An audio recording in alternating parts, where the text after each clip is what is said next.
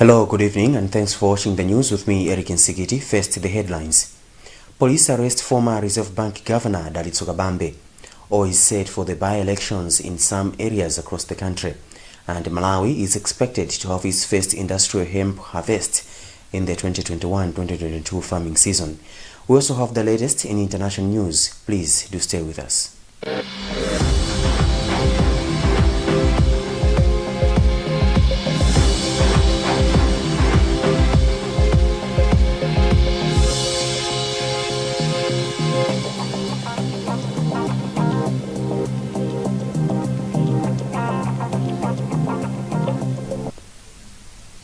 In our top story this evening, police have arrested former Reserve Bank Governor Lazarus Chakwera over issues bordering on abuse of office.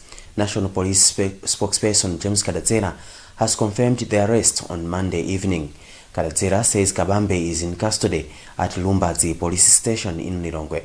He says police will give more details later, including the day and time the suspect is expected to appear before court. All is set for the by-election in some wards and a constituency in the country, the Malawi Electoral Commission has said. The commission is on Tuesday conducting the by-election in Nkhani Central Constituency, Chikwembani and Lalanje wards in Blantyre and in Sanje respectively. Commissioner Anthony Mugumbwa has since expressed hope the election will be peaceful after an unviolent campaign. Feston Malegezo reports. The Mayor Commissioner Mukumbwa adds that there will be sporadic patrols in the whole constituency, which has 2 wards to make sure security is enforced.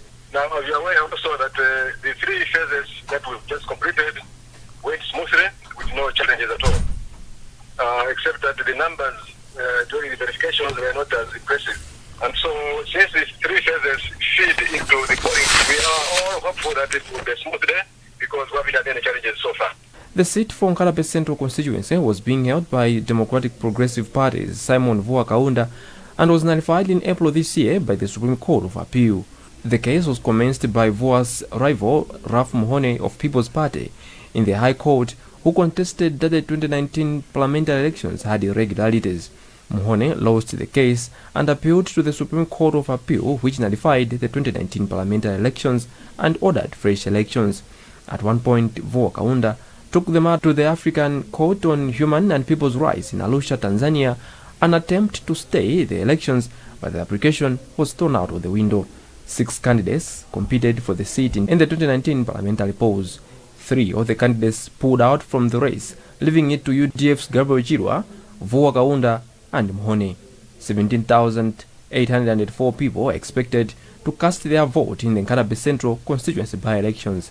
In Nsanje Lalanje, the by-election will be held following the death of DPP's ward councillor Hashim Chumudu. 4 people are contesting for the seat. In Chikwembere ward, 6 candidates are contesting for the seat.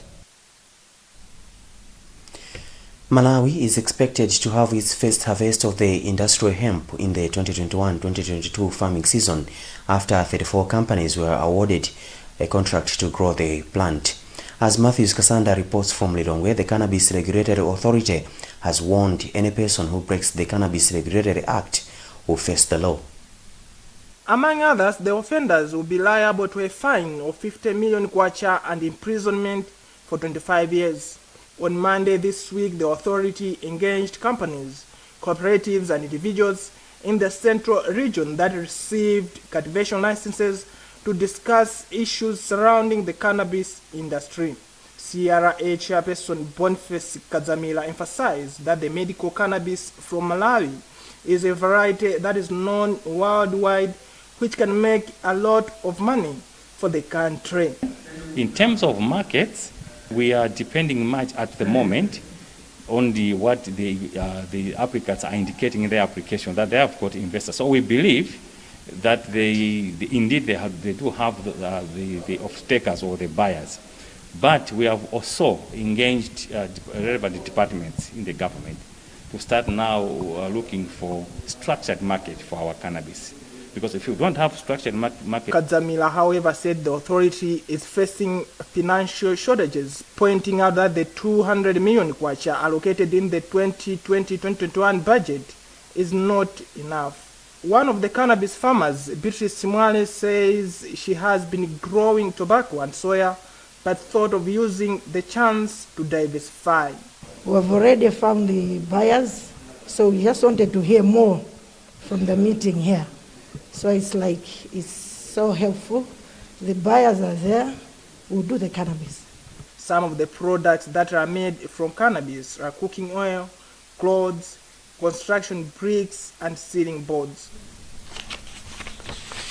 Now, the Kulamba Cultural Festival, which was scheduled for August, has been cancelled following a surge in COVID-19 cases in many African countries.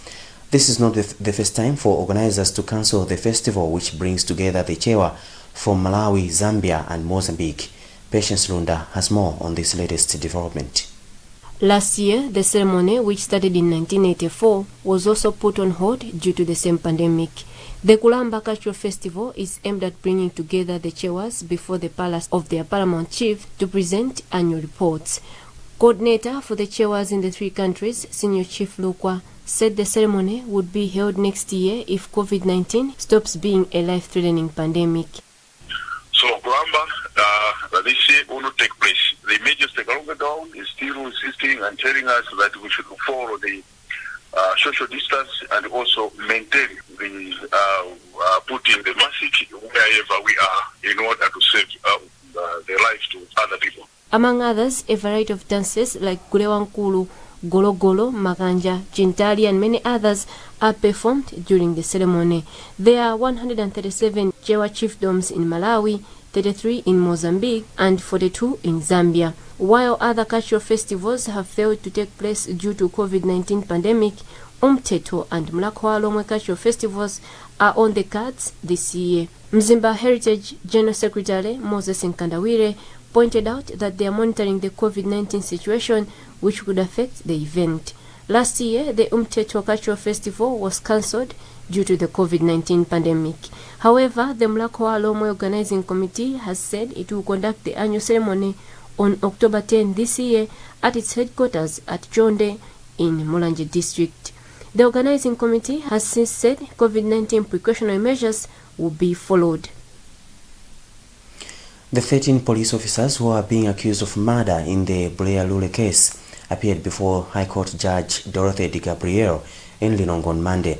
The 13 are being accused of murder and causing grievous bodily harm to Lule, who died while in police custody.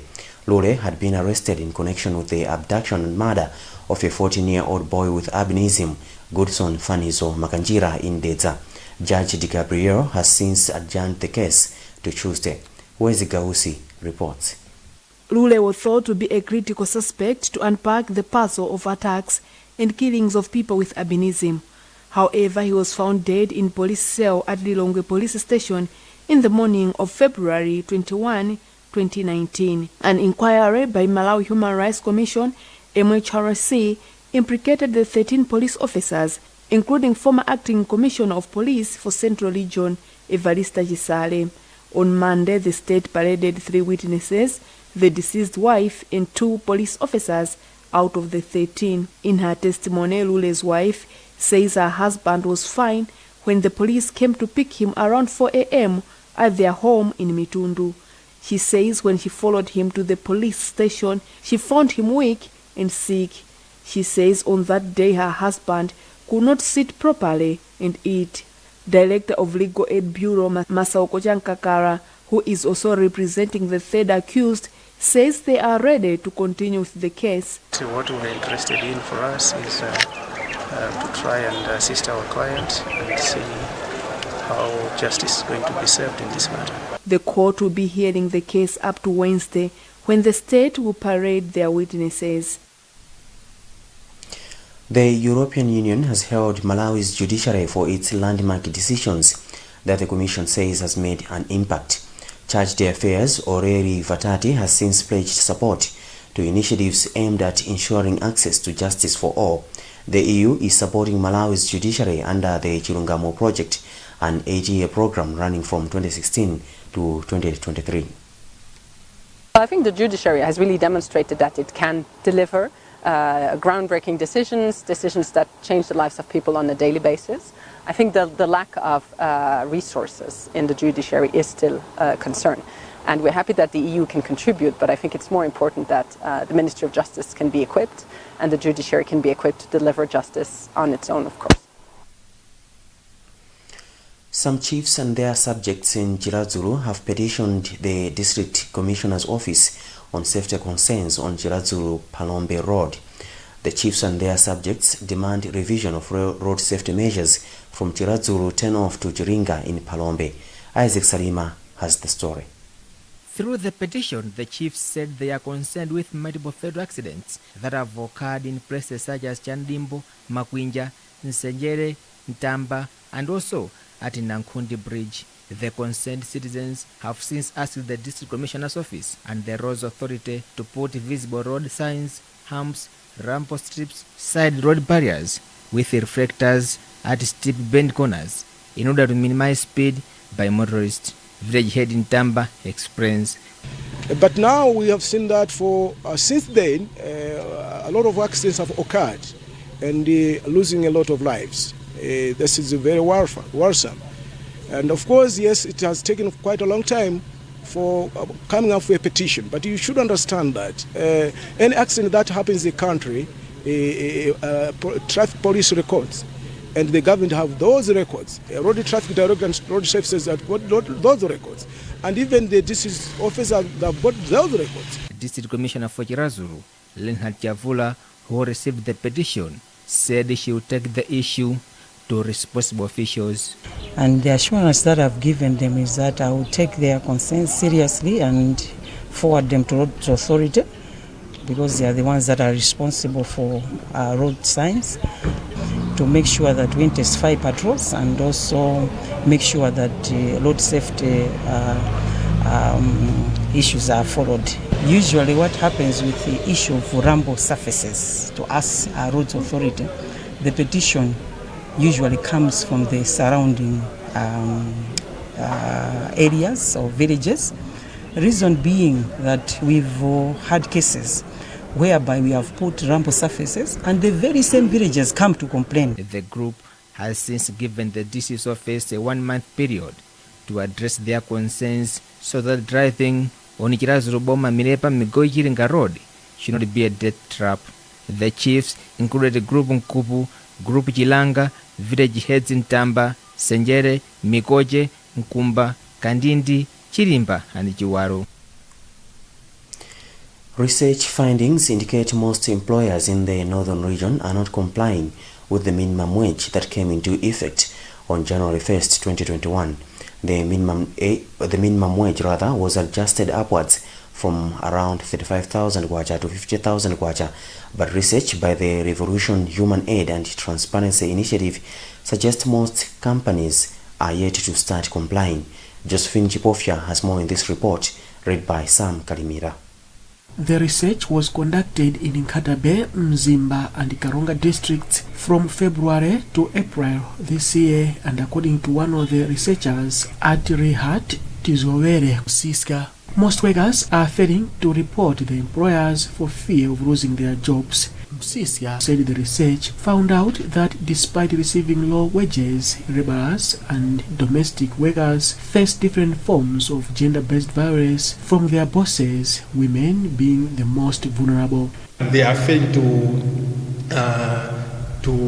intervene, to report and to protest because due to the nature of their work and the levels of their education, they think that if they can just do the reporting, they can eventually lose their jobs, and that can leave them in poverty. So these people essentially they suffer in silence. Msisia said domestic workers, who in most cases are women, face sexual abuse from their male bosses, as most of their work is done in private and enclosed places. Malawi Congress of Trade Union officer for the Northern Region, Alexander Lungu, confirmed that cases of sexual abuse among domestic workers are rampant, but sadly, they said, are reported to them for action late. It's true that most of these workers, they are reporting things when they are fired. But when they are working, they are just silent. So they have to wake up and pull up their socks that whenever there's an issue, they have to report at the same time. Rahat conducted the research to find out extent of gender-based violence in workplaces among men and women, particularly laborers and domestic workers. That's Sam Kalimira ending a report filed by Josephine Chipofia. This is the news on Times Television. We'll be back shortly with more news after this break.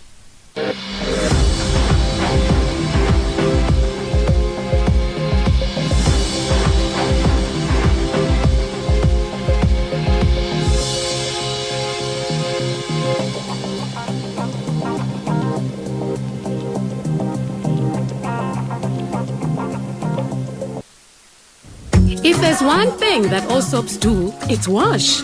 From buckets to basins, bathrooms to streams, and everything in between. All soaps wash. Yes, but Protex is different. Its reinvented formula with flaxseed oil boosts your skin's natural anti-germ defenses by 10 times more, protecting you against 99.9% of germs. So what keeps us healthy? Protex! Good health starts here.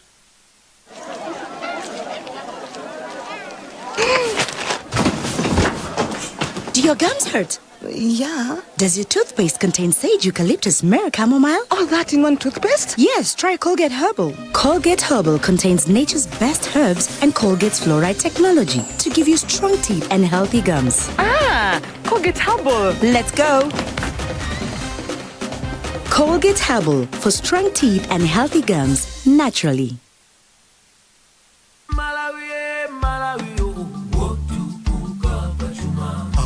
Sompenya Malawi watukula Malawi 2063 wosi mirabae ufika 2063 kale wokomera aliyense achinyamata tikwira ne manja tukula Malawi achinyamata tikale patsogolo tukula Malawi Malawi wosi mirabae Malawi wokomera aliyense Malawi 2063 kusinda dziko lathu mokomera aliyense.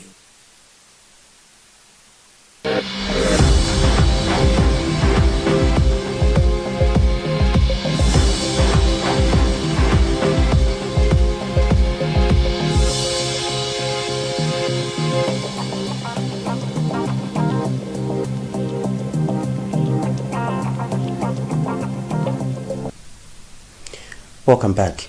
The Senior Resident Magistrate Court in Lilongwe has restarted the case involving former Malawi Energy Regulatory Authority MERA Chief Executive Officer Collins Magalasi. Magalasi is being accused of abusing office.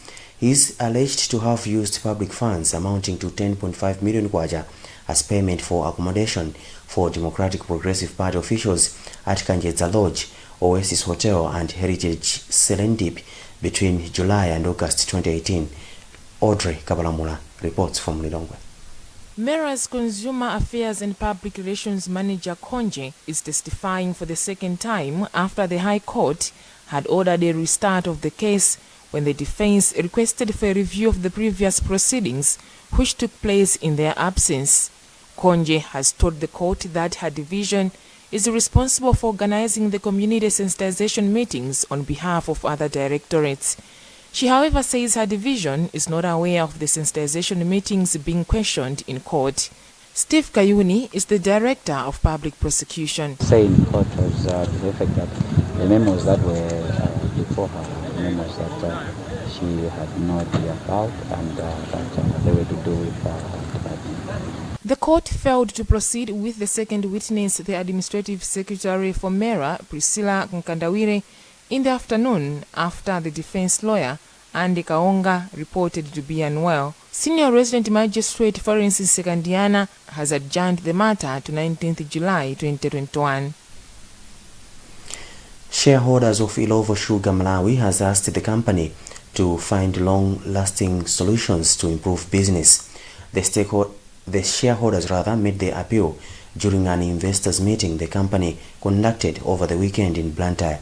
Justin Nkweu has more in this report. According to one of the shareholders, Frank Halawa, there is a need for the company to improve capacity than complaining about smuggling of sugar from neighboring countries. We feel like the issue of saying Zambia this, Zambia that doesn't really add up. We believe the best way could have been produce more sugar, sell it a little bit cheaper. More people in Malawi would buy that sugar, would make more money. The stance of saying sell it a bit expensive and then only the few enjoy it and make money doesn't really add up to us. Ilovo Sugar Malawi Managing Director Lekani Katandula said smuggling is a big issue which cannot be ignored because every sector is crying about the same. He added that the issue has been worsened by the volatile performance of the economy in different countries following the COVID pandemic. We still continue to have some sugar coming in from Zambia because Zambia has continued to experience a rapidly depreciating currency, and that is making a number of products, not just sugar, but a number of products produced in Zambia cheaper than in Malawi, including other commodities like maize or eggs, cooking oil, and many others being cheaper. So that is an adverse impact if we get sugars coming in from Zambia or indeed any other destination to displace our sugar in Malawi. That adversely impacts us. The company has since declared a 4 kwacha per share dividend payment from 2 kwacha per share in the preceding year. And the Malawi Red Cross Society is implementing various interventions aimed at combating the COVID-19 pandemic. The organization has, among others, provided 200-liter drums for hand washing in primary schools, health centers, and as well as water tanks in the country's borders. Serena Tambula has more in this report. As one way of ensuring that children in primary schools are adhering to hand washing, Malawi Red Cross Society has donated plastic drums to make sure that children have water at all times. At Ligowe Primary School in Neno, which has an enrollment of 1,070 pupils, and Mibawa Primary School in Mulanje, which has 4,970 learners, such an intervention is very important. During the visit, children at the two schools demonstrated the right way of washing hands.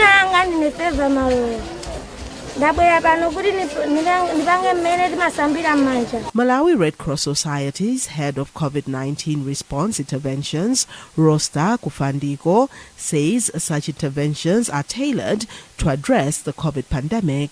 Yeah, we targeted a number of districts, but specifically for the current intervention that we are supporting here, we are in 3 districts. We are in Rumpi, Neno, and in Mulanje, with support from the Swiss Red Cross.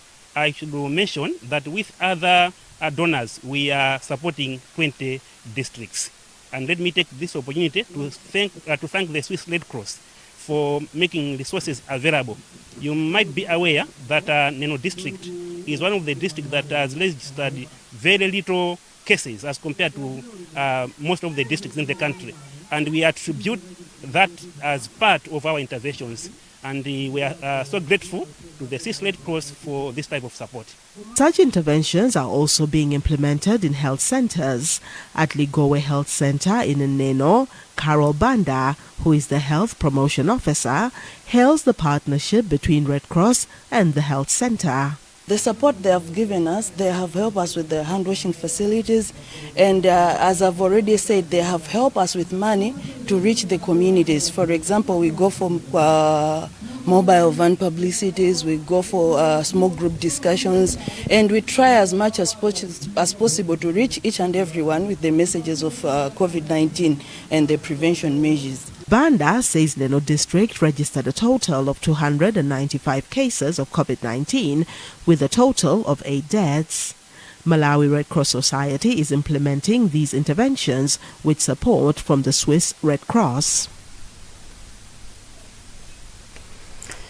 In international news now, the Biden administration's $1.2 trillion bipartisan infrastructure agreement on spending to rebuild roads, bridges and other projects faces a critical week that could determine the scope of U.S. infrastructure investment. Michael Quinn reports. Now comes the hard part. The fragile agreement between President Joe Biden's administration and a bipartisan group of senators on U.S. infrastructure spending must win even broader support from lawmakers in both parties. What remains uncertain is whether the limited bipartisan plan is what will get done, or if a more ambitious and likely more polarizing Democratic-backed bill can pass Congress. The bipartisan plan calls for $1.2 trillion to be spent over 8 years on roads, bridges, railways, public transportation, and airports, as well as improvements to the power grid and the expansion of broadband internet access. To help pay for these projects, the plan reportedly relies on unused pandemic aid and other means. On Saturday, Biden walked back a statement he had made that appeared to link his support for the agreement to the passage of another spending bill on so-called human infrastructure, such as elder care, education, and child care. That $6 trillion package would include tax increases on the wealthy. Some Democratic leaders have said they are not happy with the slimmed-down bipartisan package. I can't vote for some small subset that, the infrastructure train leaves the station and child care gets left on the platform. Green energy gets left on the platform. Billionaires don't have to pay gets left on the platform. It's that all of the pieces have to move because ultimately it's one deal. To surpass a filibuster in the evenly divided Senate, the bill will need 60 votes. Senator Joe Manchin, a Democrat who was part of the bipartisan group, says there's time for working on a bigger infrastructure bill. We have two tracks, and that's exactly what I believe is going to happen. And we've worked on the one track. We're going to work on the second track. There's an awful lot of need. Senator Rob Portman, a Republican who also worked on the deal, says the smaller infrastructure package is a chance to get something done. People are looking for us to get something done, specifically on infrastructure, but more generally to work together to solve big problems. The White House and Democratic leaders are hoping both packages will be passed in July. Michelle Quinn, VOA News. Well, that report from the VOA ends the bulletin this evening, but before we go, the headlines again. Police arrest former Reserve Bank Governor Lazarus Chakwera, all set for the by-elections in some areas across the country. And Malawi is expected to have its first industrial hemp harvest in the 2021-2022 farming season. Remember, you can get more on these and other stories by visiting our website www.times.mw, liking our Facebook page Times 360 Malawi, and following us on Twitter at Times 360 Malawi. My name is Erin Sikiti. Good evening.